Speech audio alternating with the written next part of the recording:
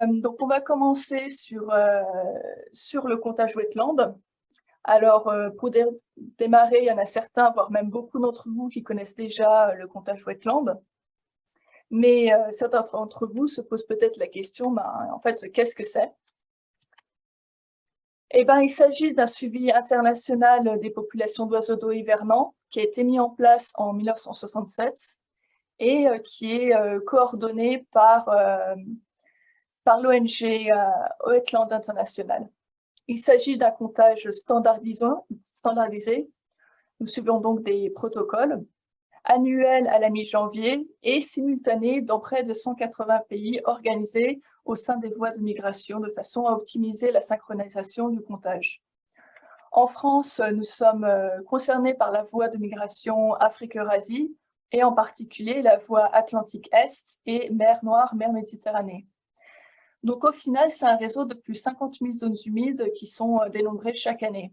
C'est donc vraiment l'un des suivis de population les plus anciens et les plus globaux de population d'espèces. L'objectif, au final, c'est d'obtenir chaque année un instantané de l'effectif et de la répartition des populations d'oiseaux au sein de leur voie de migration. On peut ainsi obtenir des informations sur les tailles de population, les tendances et la distribution des espèces. En France, nous comptons régulièrement 533 sites grâce à l'implication de plus de 2000 bénévoles qui appartiennent à plus de 250 organismes et associations. Et pour coordonner tout ça, on se repose sur une soixantaine de coordinateurs départementaux. Et au national, c'est donc la LPO qui pilote le suivi pour le compte de Wetland International. C'est donc vraiment une très grosse organisation à de multiples échelles pour permettre de compter ces espèces.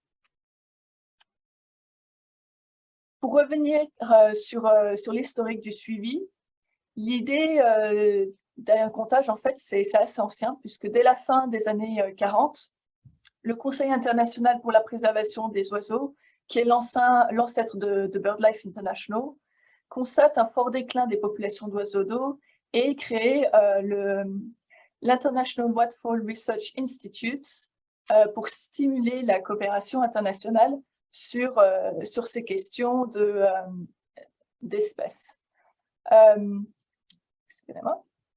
L'Institut change de nom en 1954 pour devenir le Bureau international des recherches sur la sauvagine, qui reflète en fait son intérêt principalement sur les espèces chassables. Dès le milieu des années 50, les premiers comptages s'organisent, et notamment avec le premier comptage complet de la Camargue en 1955, mis en place par Luc Hoffman. Dans les années 60, la recherche teste et met en place de nombreuses méthodes et protocoles de comptage, et finalement, le suivi démarre réellement en 1967 avec le comptage des anatidés et des foulques. En 1971, c'est une date importante puisque c'est la mise en place de la Convention Ramsar pour la protection des zones humides. 1973, les bernaches rejoignent les comptages. Puis en 1978, c'est le tour des limicoles. Finalement, en 1981, l'Institut change de nom pour devenir le Bureau international de recherche sur les oiseaux d'eau afin de refléter cette ouverture des comptages aux autres espèces. 1983 et 1984, c'est les premières enquêtes cormorans et laridés hivernants qui démarrent. Et finalement, en 1993, on élargit en fait les comptages à l'ensemble des oiseaux d'eau. Et en 1996, c'est la naissance en fait de Wetland International qui reprend les comptages et qui est localisé aux Pays-Bas. Mais du coup, en fait, pratiquement, vous pouvez poser la question comment ça fonctionne. Alors déjà, il s'agit d'un suivi qu'on dit expertisé. Nos observateurs, ce sont des ornithologues, ils sont capables d'identifier à vue toutes les espèces d'oiseaux d'eau. Bien entendu, les novices peuvent aussi participer en se joignant à des compteurs plus expérimentés quand il y a de place dans les équipes.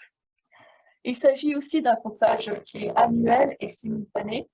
Wetland International nous communique la date officielle des comptages au cours de l'année janvier, mais il y a toujours un petit peu de marge, mais environ 7 jours autour du week-end officiel, parce qu'il y a toute une organisation de terrain à mettre en place. Et puis, vous avez des commissions de migration.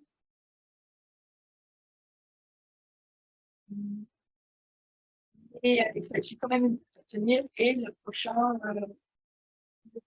comptage est commencé les 14 et 15 janvier.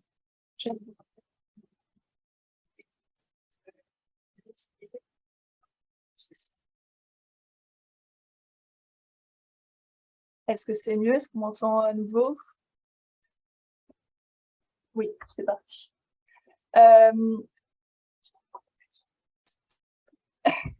Excusez-moi pour ça, on a toujours un petit peu des soucis avec la technologie. Et donc, quand on parle des oiseaux d'eau, eh ben, en fait, on parle de tous ces groupes-là. Donc, les anatidés, les minicoles, les plongeons, les grèbes, les ardéidés, cigognes, ralidés, les ibis, patus, flamands, cormorans, laridés. Mais on prend aussi en compte les rapaces et les passereaux qui sont présents sur les sites les jours de comptage. Alors en fait, ce ne sont pas des données que nous analysons en routine. Elles peuvent cependant s'avérer utiles. Par exemple, le plan national d'action en faveur des balbuzards pêcheurs et du pigargue à queue blanc, je fais appel aux observations de ces espèces dans le cadre du wetland. Et ça, vous pouvez en lire plus dans la synthèse 2022.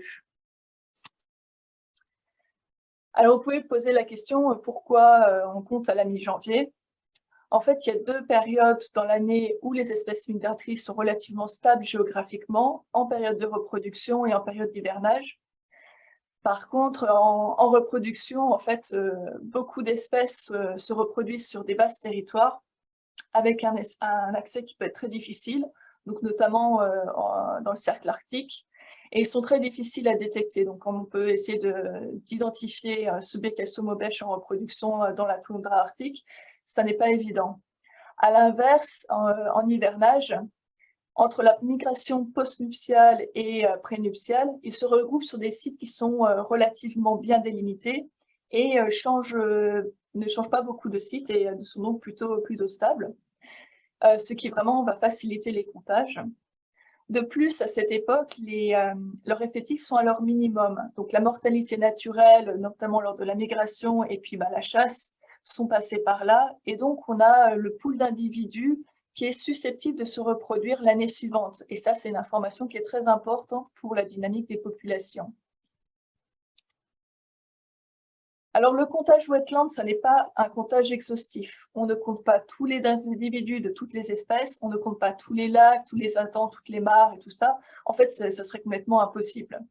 Donc, ce qu'on fait, c'est qu'on utilise un échantillon des zones humides les plus importantes du territoire et qui vont donc être représentatifs de l'ensemble de la population. Donc, en France, c'est un réseau de 533 sites qui sont dénombrés régulièrement, dont les principaux cibles sur les façades maritimes, donc la Camargue, le bassin d'Arcachon, le Pertuis charentais, la baie de Bourgneuf, Noirmoutier, la Bretagne, Normandie, le littoral Picard. Mais aussi, on a des sites intérieurs qui sont très importants, comme la Dombe, le cours du Rhin, ou encore le lac du Der, qui est le sujet du Zoom Site de la synthèse 2022. Alors, quand on parle des sites wetlands, en fait, on parle de sites fonctionnels. C'est l'espace géographique au sein duquel les individus vont pouvoir satisfaire leurs exigences écologiques de façon durable. Donc, cela inclut les zones de repos, les zones d'alimentation et puis les axes de déplacement entre différentes zones. Cela peut donc former des grands sites qui sont complexes et pour faciliter les comptages sur le terrain, ils sont découpés en unités de comptage, les sites élémentaires. Donc, par exemple, pour reprendre l'exemple du lac du Der, qui est le sujet du Zoom Site de la synthèse 2022, en fait, ce site fonctionnel va rassembler non seulement le lac lui-même, mais aussi les étangs d'Outine, l'étang de la Hore et la Grévière du Pertois. Et donc, ça va vraiment, les individus vont bouger dans cet espace géographique. Et en fait, pour faciliter les comptages, ça va être subdivisé en plein de petites unités de comptage. Et finalement, on parle de standardisation. Donc, l'idée, en fait, c'est que pour chaque site, chaque année, les conditions de comptage restent les mêmes. Donc, la même méthode, que ce soit du comptage au sol pour la plupart des sites, mais aussi aérien ou par bateau dans les sites les plus larges et les plus complexes. On utilise la même routine de comptage, les mêmes points d'observation et, si possible, les mêmes observateurs. En fait, l'idée, c'est qu'on veut que la couverture des sites et la pression d'observation restent constantes au fil du temps, et on veut aussi réduire le biais d'observateurs qui pourraient détecter et compter des espèces de manière un peu différente.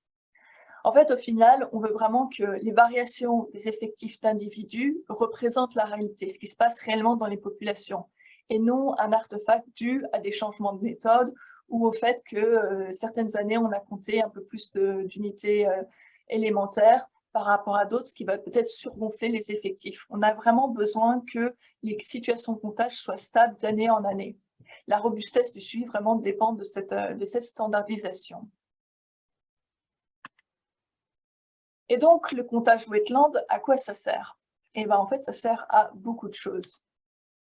En fait, ça permet d'obtenir des informations sur l'état des populations d'oiseaux d'eau, à savoir les effectifs, les tendances et la distribution des populations. Ce sont des informations qui sont vraiment essentielles pour la conservation des espèces et des zones humides. Alors, grâce à ça, en fait, on peut mettre à jour les statuts de conservation, comme les listes rouges, et ce, à de nombreuses échelles, donc l'échelle globale, mais aussi européenne, ou à l'échelle de la France, voire même à l'échelle régionale. Ça nous permet aussi d'évaluer les politiques de conservation, comme la directive européenne oiseaux. Ça alimente aussi les accords multilatéraux que la France a signés, comme l'accord de conservation des oiseaux d'eau migrateurs d'Afrique-Eurasie. Alors, ces accords multilatéraux et ces conventions produisent en fait des lignes directrices pour la coopération internationale pour la conservation des espèces. Et ça permet de définir des priorités et des plans d'action et de gestion à grande échelle pour la conservation des espèces.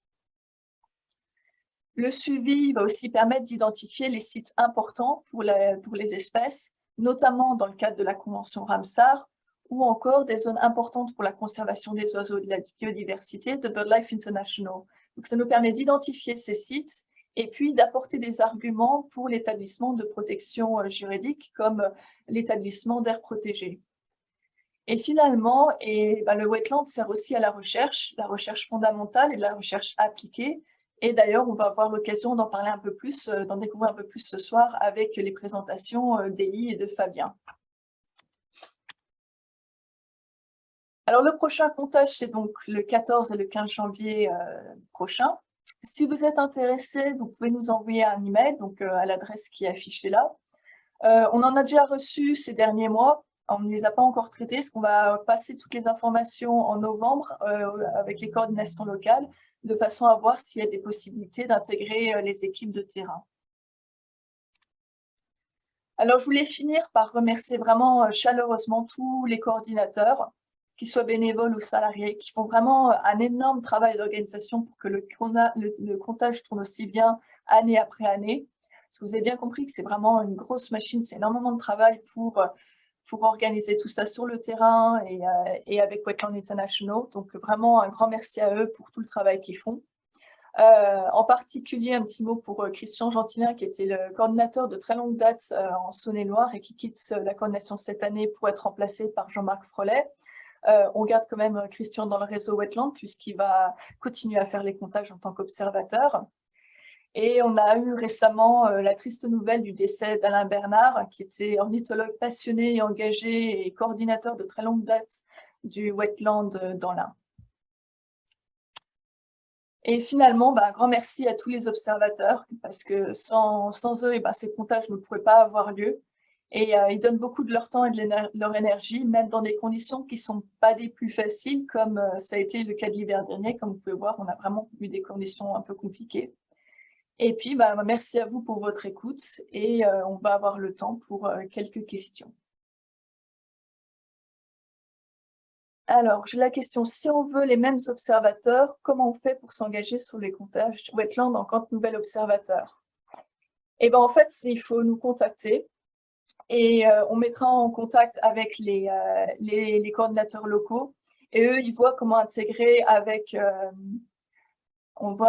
ils vont voir comment intégrer avec les équipes de comptage et ça permet ensuite d'avoir un certain tuilage. Donc, quand des observateurs expérimentés quittent le wetland, on a mis en fait que du coup, les nouveaux viennent avec eux pendant quelques années, histoire de vraiment se roder sur la routine de comptage, sur les différents points d'observation, de façon à ce qu'ils apprennent comment compter ces sites-là. Donc, l'idée, c'est de nous contacter pour mettre en contact avec les équipes de comptage et petit à petit les intégrer.